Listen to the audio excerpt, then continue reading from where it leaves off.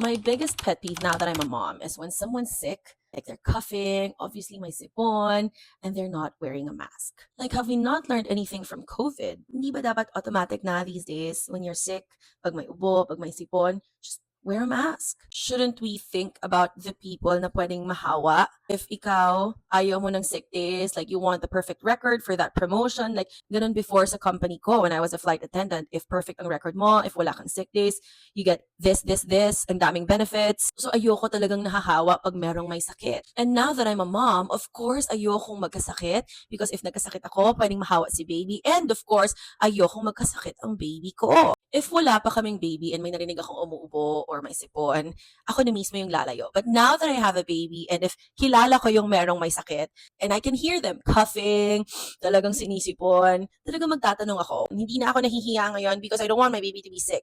So I ask them, like, are you sick? Some people will say, ay, wala lang to. But obviously, they're sick. So what I do, I ask them if meron silang mask. If wala silang mask, I offer. Guys, ready ako. Lagi akong may mask sa bag ko. Talagang sasabihin ko, do you want one? Here you go. Guys, ang immune system ng baby, hindi the same sa adults. So for me, very important talaga na hindi magkasakit ang baby ko. And nangyari na talaga before we attended this party, we had no idea everyone was sick sa party na yon. Sabi namin, sige, nandito na tayo. Let's just be careful na lang. Gosh, guys, a few days later, we were all sick. Juanico was sick. So I told my husband, never again. If someone's sick, retreat kami kaagad. Mas important ang health ni Juanico, important ang health namin. And you guys have no idea how painful it is na makita ang baby nyo na may sakit. So I guess PSA na rin to, nobody wants to get sick. If you're sick, affected lahat, right? If you're sick, you're so weak, hindi 100% yung energy nyo, you're doing this, talagang all you want to do is sleep kasi nga you're so tired. So nobody wants to get sick, right? So please wear a mask if you're sick. You can save a life by wearing a mask. You don't know if yung mahahawa sa inyo,